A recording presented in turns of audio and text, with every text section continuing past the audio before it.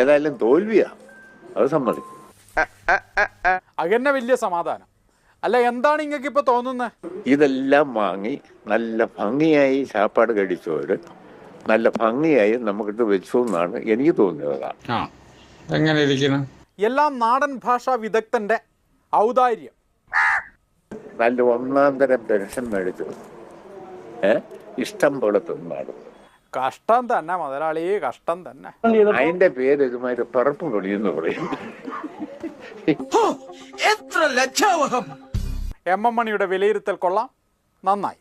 ചാപ്പാട് കഴിച്ചാലേ നിങ്ങൾ എനിക്കൊരു ചായ മേടിച്ചു അതിന് ഒരു മര്യാദ ഞാൻ ഒരു മാറ്റവും ഇല്ലല്ലോ. ഇവരെ പിന്നെ ചായ മേടിച്ച് കൊടുക്കുന്നതേ ഒരു സന്തോഷത്തിനാണ്, അല്ലാണ്ട് തിരിച്ച് ചായ കിട്ടുമെന്ന് വിചാരിച്ചിട്ടല്ല കേട്ടോ. നിങ്ങളങ്ങനെയായിരിക്കും, നമ്മളങ്ങനെയല്ല. ഇതാണ് മുതിർന്ന CPM നേതാക്കൾ. CPM